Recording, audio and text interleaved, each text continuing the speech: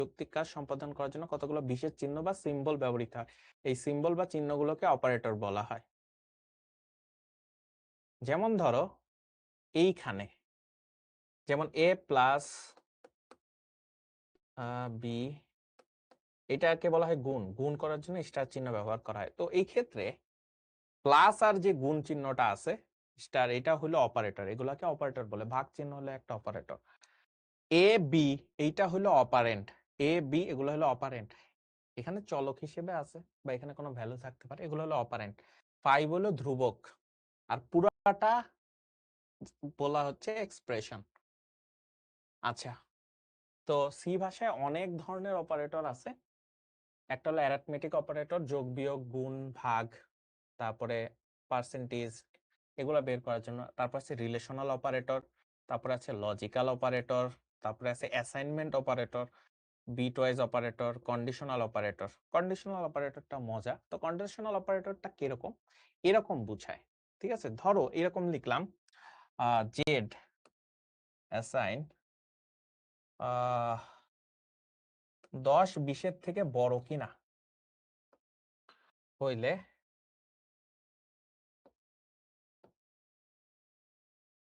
এরকম ঘটনা। আচ্ছা, তার মানে জেড অ্যাসাইন 10 20-এর থেকে বড় কিনা।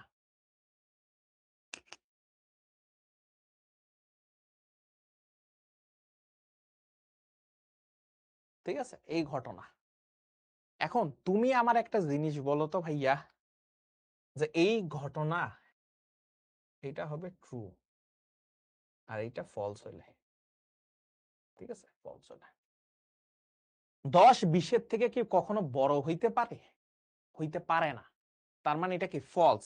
ফলস হইলে পরেরটায় যায়, তার মানে জেড এর মান চলে আসবে 20।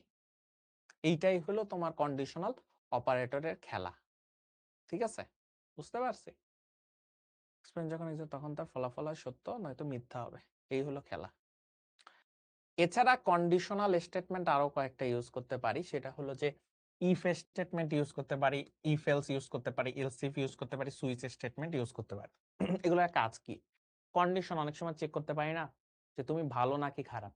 ভালো হইলে এক ধরনের রিওয়ার্ড দিব, খারাপ হইলে পানিশমেন্ট। তো এরকম বোঝানোর জন্য কন্ডিশনাল স্টেটমেন্ট ব্যবহার করে। যেমন একটা ইফ স্টেটমেন্ট এরকম কি বলছে দেখো ভাইয়া, সুন্দর করে দেখলে বুঝতে পারবা যে প্রোগ্রামের শর্ত সাপেক্ষে কোন স্টেটমেন্ট সম্পাদনের জন্য ইফ স্টেটমেন্ট ব্যবহার করা হয়। ফার্স্টে ইফ লিখতে হয়, তারপরে ফার্স্ট ব্র্যাকেটের মধ্যে তোমার যে কন্ডিশনাল এক্সপ্রেশন সেইটা তুমি দিবা। তোমার কন্ডিশনাল এক্সপ্রেশন কি, তুমি এখানে যে কোনো জিনিস দিতে পারো। তারপর যদি সত্য হয়, যদি ট্রু হয়, ট্রু হইলে ভিতরে ঢুকবে, না হইলে বের হয়ে যাবে ইফ স্টেটমেন্ট থেকে। এখন আমি তোমাকে একটা জিনিস বলি, তুমি মনে মনে চিন্তা করো। এখানে বলছে ডাবল ইকুয়াল মানে সমান বোঝায়। ডাবল ইকুয়াল মানে কি বোঝাবে ভাইয়া? সমান বোঝাবে। ঠিক আছে, আচ্ছা, এখন এর মান তো সেট করি নাই। আমি যদি এর মান 5 সেট করি, এর মান কত সেট করি ভাইয়া? 5। এ অ্যাসাইন 5, অ্যাসাইন দ্বারা ওইটার ভ্যালু এখানে বোঝাইতেছে, 5 বসাইলাম এতে। এখন এ অ্যাসাইন 5 দিয়ে আমি যদি এই কন্ডিশনের মধ্যে আনি, এখানে বলছে এর মান 0 কিনা বা এর মান 0 সমান 0, কিন্তু এর মান তো আমার 5 নিয়ে নিছি আমি, তাহলে এটা কি ট্রু হইছে? ট্রু হইছে? ট্রু হয় না, তার মানে ভিতরে ঢুকতে দিবে না। এটা হলো ফার্স্ট ইফ স্টেটমেন্টের খেলা, বুঝছো? যেমন এখানে দেখো, এখন একটি প্রোগ্রাম লেখা হবে যেটি দুটি সংখ্যার মধ্যে তুলনা করে বের করবে। তো ফার্স্টে এরকম হেডার ফাইল, এটাকে বলা হয় হেডার ফাইল। হেডার ফাইল, ঠিক আছে, হেডার ফাইল, হেডার ফাইল। তো এখানে n এর একটা ভ্যালু নিছি, n1 এর একটা ভ্যালু নিছি, n2 এর একটা ভ্যালু নিছি। আগে কিন্তু ডিক্লেয়ার কইরা নিতে হবে। এটাকে ডিক্লেয়ার করা বোঝায় যে ডেটা টাইপ কি, যেহেতু ইন্টিজার তাই ইন্টিজার লিখে নিতে হবে। দুইটা ভ্যারিয়েবল, n1 একটা ভ্যারিয়েবল, n2 একটা কি ভ্যারিয়েবল। বলছে যদি n1 আর n2 সমান হয় তাহলে ভিতরে ঢুকবে। এখন তোমরাই বলো তো ভাই, n1 আর n2 কি সমান? না, তার মানে এটা বের হয়ে যাবে, প্রিন্ট করতে দিবে না। ইফ এলস মানে কি?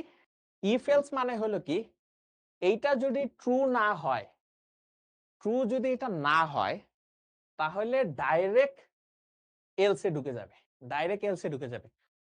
এটা হলো ইফ এলস স্টেটমেন্ট। হয় তুমি ভালো হবা, তুমি ভালো না হইলে তুমি খারাপ। আমরা এটা জানি না যে এইগুলোর ক্ষেত্রে দুইটা কন্ডিশন হয়। তুমি যদি খারাপ না হও তার মানে তুমি ভালো, এটা তো আমরা জানি। তো একবার চেক করে যদি এটা সত্য না হয় তাহলে পরেরটা এমনিতেই করে ফেলতে হয়। যেমন ধরো এরকম, যদি ধরো এর মান ধরো 5, আগের মতোই এর মান 5, এর মান যদি 5 হয় তাহলে এইটার মধ্যে জীবনে ঢুকবে? ঢুকবে না, ডাইরেক্ট এলসে ঢুকবে। এলসে যেহেতু কন্ডিশন থাকে না, ঢুকে যাবে, ঢুকে এর ভ্যালু কত করে দিবে? 0 বানাই দিবে, বা অন্য কিছু আমি লিখতে পারি এখানে। এর ভ্যালু যদি আমি 0 বসাই নি ফার্স্টেই, বা এর ভ্যালু 0 অ্যাসাইন করে নেই, তাহলে ফার্স্টে দেখবে যে এর ভ্যালু, এটার ভ্যালু কি 0 কিনা? হ্যাঁ 0, 0 সমান, ঢুকে এর ভ্যালু 1 বানাবে। বুঝছো? তখন আর কিন্তু এলসে যাবেই না, একবার কন্ডিশন একটা হয়ে গেলে আর ঢুকবে না। ইফ এলস স্টেটমেন্ট এখানে দেখো, আমার কি কেউ বলতে পারবা কোনটা প্রিন্ট হবে? দেখি কারা কারা বুঝতে পারছো, আমার একটু তোমরা অ্যান্সার দাও তো, কোনটা প্রিন্ট হবে আমার একটু বলো তো দেখি, কারা কারা বুঝতে পারছো কোনটা প্রিন্ট হবে? দেখি বুঝছো, 2 নাম্বারটা এখানে প্রিন্ট হবে। তারপরে এলসিফ এর চেইন, অনেক সময় কন্ডিশন 3টা হইতে পারে। তুমি ভালো না তার মানে যে তুমি একেবারে খারাপ তা না, তুমি মোটামুটি ভালো মোটামুটি খারাপ হইতে পারো। তাই আমাদের অনেকগুলো আরো ইউজ করা লাগবে। ইফ এর পর এলসিফ, ইফ এর পর এলসিফ, আরো যদি কন্ডিশন থাকে এলসিফ এর পরে আরেক এলসিফ, এলসিফ এবং লাস্টে যে এলসে লাগবে। যেমন এরকম কন্ডিশন হইতে পারে যে এইটা। আচ্ছা তোমাকে আমি যদি বলি, ধরো এটা আমি তোমাকে আমি একটা ভ্যালু বলে দিচ্ছি, ধরো এর ভ্যালু, ধরো এর ভ্যালু ধরো এর ভ্যালু 1 হইলে লাস্টে কোনটা আসলে এক্সিকিউট হবে বলো তো? এর ভ্যালু যদি 1 ধরে নেই ফার্স্টেই, তাহলে কোন লাইনটা এক্সিকিউট হবে বা কোনটা হবে লাস্টে? এর ভ্যালু কত হবে?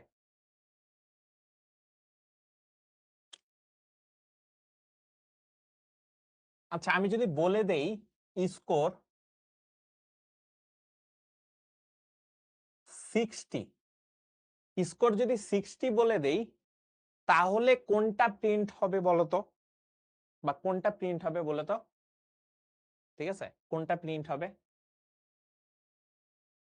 বলতে পারবা? স্কোর যদি 60 হয় কোনটা প্রিন্ট হবে? দেখি কারা কারা পারো। এই তো বুঝতে পারছো, গুড প্রিন্ট হবে, কারণ 60 হলে সে ফার্স্টে এইখানে আসবে, এইখানে এসে দেখবে স্কোর, স্কোরের ভ্যালু কত? 60। 60 কি কখনো 80 থেকে বড় বা সমান? 80 থেকে বড় বা সমান না রে বাবা। সো পরেরটায় যাবে। এখন এখানে দেখবে এইখানে স্কোর মানে কিন্তু একটা ভ্যারিয়েবল, এই ভ্যারিয়েবলের মান সেট করে রাখছি কত? 60। 60 কি 60 সমান এবং এইটা দ্বারা এবং বোঝায়, ঠিক আছে, এবং, এবং স্কোর মানে 60 এইটা কি 80 থেকে ছোট বা সমান? হ্যাঁ, এটা হলো ইয়েস কন্ডিশন হইতেছে বা ট্রু হইতেছে আর কি, ট্রু। ঠিক আছে, ট্রু হইছে দেখে এইটার ভিতরে ঢুকছে, ঢুকে প্রিন্ট হলো গ্রুট করবে, আর এলসে যাবে না। ওকে, পরেরটা ইলসেফ এর চেইন আছে, এটা একটু দেখবা। তারপর আছে সুইচ স্টেটমেন্ট। সুইচ স্টেটমেন্টটা অনেক সময় আমরা ইউজ করতে পারি। সুইচে আমরা এখানে এক্সপ্রেশন বলে দিব, দেন আমরা বিভিন্ন কেস ভ্যালু বলে দেব। কেস ভ্যালু অনুসারে যেটার সাথে মিলবে ওইটাতে ঢুকবো, আর অন্যগুলোতে ঢুকবো না। এরপর আছে লুপ। লুপ হইলো নির্দিষ্ট সংখ্যক আবর্তনের পর যে লুপ শেষ হয় তাকে সসীম লুপ বলে। কিছু কিছু লুপ আছে যে এটা কখনো শেষই হয় না, ঠিক আছে, শেষ করার কোনো কন্ডিশন নেই। আরেকটা আছে মধ্যবর্তী লুপ বা নেস্টেড লুপ। লুপের ভিতরে যদি লুপ থাকে সেটাকে আমরা নেস্টেড লুপ বলি। লুপের ভিতরে লুপ থাকলে সেগুলোকে আমরা কি বলি? নেস্টেড লুপ বলি, মানে লুপের ভিতরে লুপ। লুপ বডি, যে কাজটি বারবার করা হয় তার ইনস্ট্রাকশন, মানে ইনস্ট্রাকশন বা নির্দেশনাকে লুপ বডি বলে। টেস্ট কন্ডিশন মানে যে শর্তের উপর ভিত্তি করে লুপটি কতবার চলবে নির্ধারণ করা হয় তাকে টেস্ট কন্ডিশন বলে। ঠিক আছে, তোমাকে একটা সহজ কথা বলি। আচ্ছা এটা তুমি একটু পরে দেখবা, ধরো তো এন্টি কন্ট্রোল লুপ মানে শুরুতেই যদি লুপ চেক করা হয় বা কন্ডিশন চেক করা হয় সেটাকে এন্ট্রি কন্ট্রোল বলে, যদি লাস্টে যা চেক করে সেটাকে এক্সিট কন্ট্রোল বলে। শুধুমাত্র ডু হোয়াইল লুপ হলো এক্সিট কন্ট্রোল লুপ। আচ্ছা, এবার আমরা লুপে আসি। ঠিক আছে, লুপের জিনিসটা একটু ভালো করে বুঝাই, দাঁড়াও। লুপ জিনিসটা একটু ভালো করে বুঝাই। লা লা লা, দেখো ফর লুপে এইটা হইলো ইনিশিয়াল যে ভ্যালুটা, এটা হলো প্রারম্ভিক মান, প্রথম ভ্যালু, প্রথম ভ্যালু, প্রথম ভ্যালু যেটা রাখছো এটা হলো এই পাশে লিখতে হয় প্রথম ভ্যালু। তো দৌড়ের ভ্যালু কত রাখছো? 0 রাখছো, যে এখনো দৌড়ানো শুরু করো নাই। তুমি রোবটকে বলছো, রোবটকে কি বলছো? তো প্রথম ভ্যালু দিছো কত? 0। কোনো সমস্যা আছে? নাই, সমস্যা নাই। সে তারপরে প্রথমবার যখন ঢুকবে ফর লুপের ভিতর ঢুকলে ফার্স্ট হলো এটা দেখবে যে ঠিক আছে কিনা, প্রথম ভ্যালু দিছো, দেন চেক করবে যে তুমি যে প্রথম ভ্যালুটা দিচ্ছ সেটা এই কন্ডিশন মানতেছে কিনা। বলছে যে পার্কে দৌড়ানো এটা 5-এর থেকে কম কিনা, হ্যাঁ, কারণ 0 হওয়ার পরে কন্ডিশন চেক করার পরে ভিতরে ঢুকছে, ঢুইকা পার্ক জুড়ে একবার দৌড়াইছে, এটা হলো ভিতরে স্টেটমেন্ট, এটা হলো বডির ভিতর কাজ শেষ। কাজ শেষ করে এখানে আসছে, প্লাস প্লাস মানে একের এক মান বাড়াও, ভ্যালু কত বাড়াও? 1 বাড়াও। আগে ভ্যালু ছিল কত? 0 দিয়ে শুরু করছিলাম, তাহলে 0 + 1 রেজাল্ট কত হয়? 1। 0 + 1 করলে 1। এবার আবার চেক করবে, এখানে যাবে যে 1 কি 5 এর থেকে ছোট কিনা, ছোট, ভিতরে ঢুকো। এভাবে করতে করতে ভ্যালু কোন এক সময় 6 হয়ে যাবে, তাই না? এক এক করে যেহেতু বাড়াইতেছে আগের ভ্যালুর সাথে। তো 6 5-এর থেকে কি ছোট? 6 কখনো 5-এর থেকে ছোট হয় না, এটা ফলস হয়ে গেছে কন্ডিশন, তার মানে ঠুস করে বের হয়ে যাবে ফর লুপ থেকে। এই হলো ফর লুপের খেলা। যেমন এখানে দিছে, দেখো এখানে জিনিসটা খুব সুন্দর মতো কোডটা দিছে। বলছে কি যে এই জিনিসটা তুমি ফর লুপে করে দেখাও। তো ফার্স্টে আই এর ভ্যালু কত দিয়ে শুরু করতে হবে? 3 দিয়ে। তো এই কারণে দেখো একটা কাউন্টার নিচে, আই এর ভ্যালু কত দিছি ভাইয়া? 3। এন এর মান যদি আমি 30 সেট করে দেই, ঠিক আছে, এখানে এন এর মান ধরো আমি 30 বলে দিছি, এন এর মান কত বলে দিছি ভাইয়া? 30, বা তুমি যে কোনো একটা ভ্যালু নিতে পারো।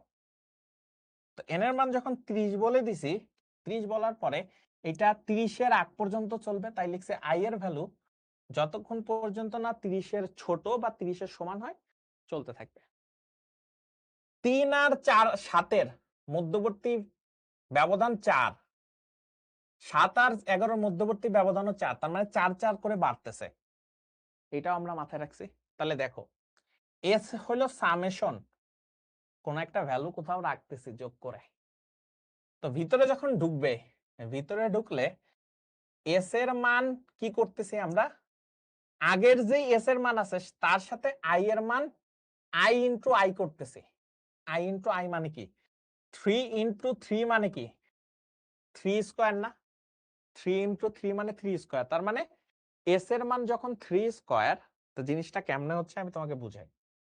দেখো ফার্স্ট যখন আমরা এস এর ভ্যালু রাখতেছি 0, পরের বারে এস এর ভ্যালু রাখতেছি 0, যেহেতু এস এর value 0, 0 plus I into I, 3 into 3 মানে কত? 3 স্কোয়ার, 3 ইন্টু 3 মানে কত? 3 স্কোয়ার। তা এখন এস এর ভ্যালু কত আছে? এস এর ভ্যালু আছে 3 স্কোয়ার। পরের লাইনে, পরের লুপে এস টু 3 স্কোয়ার, কারণ এস এর ভ্যালু বর্তমান কত আছে? 3 স্কোয়ার। 3 স্কোয়ারের সাথে যোগ হবে কত? আই এর ভ্যালু কত বাড়তেছে? আই এর ভ্যালু 4 বাড়ছে, তার মানে 3 এর সাথে 4 বাড়লে 7, তার মানে 7 ইন্টু 7। তাহলে এখন এস এর ভ্যালু আসতেছে 3 স্কোয়ার প্লাস 7 স্কোয়ার। ভালো কথা। পরের লাইনে এস এর ভ্যালু কত আসবে দেখো তো ভাইয়া? এস এর লাস্ট ভ্যালু কত? 3 স্কোয়ার প্লাস 7 স্কোয়ার, এর সাথে আই ইন্টু আই মানে কত? 11 ইন্টু 11। বুঝছো? এইভাবে করে বারবার বারবার বারবার আপডেট হচ্ছে, আপডেট হচ্ছে, এভাবে কাজটা করে। এই জিনিসটা আশা করি খুব সহজে বোঝানোর চেষ্টা করছি, বুঝছো মনে হয়? বুঝছো এটা? আসতেছে হোয়াইল লুপ। হোয়াইল লুপের ক্ষেত্রে জিনিসটা হলো কি, হোয়াইল লুপের ক্ষেত্রে আগে হইলো এই যে প্রারম্ভিক যে মানটা বা প্রথম যে ভ্যালুটা এটা আগে লিখতে হয়, দেন হোয়াইলে এখানে চেক করে, এখানে হলো চেক করে কন্ডিশন, দেন ভিতরে ঢুকে এখানে আবার এই যে মানের যে মানটা বাড়াইতে হবে, এই যে দৌড়ের ভ্যালু যে বাড়াইতে হবে এক এক করে, সেইটা ইনক্রিমেন্ট বা ডিক্রিমেন্ট বা কিছু একটা করতে হবে। যদি কোনো কারণে এই লাইনটা তুমি না দাও, এই লাইনটা তুমি যদি না দাও, তাহলে কি হবে? ধরো এই লাইনটা নাই, তাহলে দৌড়ের ভ্যালু কত রাখছিলা? 0 রাখছিলা। দৌড়ের ভ্যালু 0 অবশ্যই 5 থেকে ছোট। কন্ডিশন চেক করবে, ভিতরে ঢুকবে, এইটা ধরো কাটা, ঠিক আছে, ভিতরে ঢুকবে, এই কাজটা করবে, করে আবার ব্যাক করবে, ও তো জীবনে 0 থেকে আর বড় হবে না। তার মানে এই লুপ সারা জীবন চলতেই থাকবে, চলতেই থাকবে, চলতেই থাকবে, চলতেই থাকবে। এই ধরনের লুপকে বলা হয় ইনফাইনাইট লুপ। ওই যে আমরা পড়ছিলাম না, সসীম লুপ, অসীম লুপ, এটা হলো অসীম লুপ। তুমি কোনো থামার কন্ডিশন ওকে দাও নাই, বা থামার মতো কোনো ব্যবস্থা করে দাও নাই, এই লুপ সারা জীবন চলতেই থাকবে, চলতেই থাকবে। মাঝে মাঝে কোড করতে গিয়ে এরকম অনেক সময় ভুল করে ফেলেছি, কোড চলতেই আছে, থামার কোনো অপশনই দেই নেই। বুঝতে পারছো? আচ্ছা, তো এখানে তোমার আগের যেই জিনিসটা ছিল, এটা কি ওরা এইভাবে যদি আমরা লিখি তাহলে এইভাবে চলতে থাকে। একটু চেক করো, তাহলে নিজেই বুঝতে পারবা। তারপর আসতেছে do while loop. Do while লুপে কেন এক্সিট কন্ট্রোল লুপ বলে? দেখো, এইখানে হলো চেক করে, পুরা কোড রান করার পরে যা শেষের দিকে যা চেক করে যে এইটার ভ্যালু এরকম কিনা। তো এই কারণে ডু হোয়াইল লুপকে কি বলা হয়? এক্সিট কন্ট্রোল লুপ বলা হয়। এন সকল পদের সমষ্টি বের করার জন্য ডু হোয়াইল লুপে এরকম দেখায়। এরপর আসতেছে কন্টিনিউ স্টেটমেন্ট। কন্টিনিউ স্টেটমেন্টের কাজটাকে এখানে দেখো, ঠিক আছে, ভালো মতো চিন্তা করো। লুপটা যারা মোটামুটি বুঝছো তারা এটা বুঝতে পারবা জিনিসটা কেমন হয়। দেখো, আই এর ভ্যালু 0 দিয়ে শুরু করছে, আই এর ভ্যালু 0 দিয়ে শুরু করছে, 5 এর আগ পর্যন্ত চলবে। তাহলে কয়বার চলা উচিত? 5 বার লুপ চলা উচিত না? একবার হবে 0, তারপরে 1, তারপরে 2, তারপরে 3, তারপরে 4, কারণ 5 কিন্তু হবে না, ইকুয়াল দেয় নাই। তার মানে 5 এর আগ পর্যন্ত টোটাল এতগুলা ভ্যালু আছে, 0, 1, 2, 3, 4। দেখো 5টা পাবা, 0, 1, 2, 3, 4, 5 বার লুপটা চলবে। ভালো কথা। তাহলে তো এই প্রিন্ট কথাটা 5 বার প্রিন্ট করার কথা। ভালো কথা।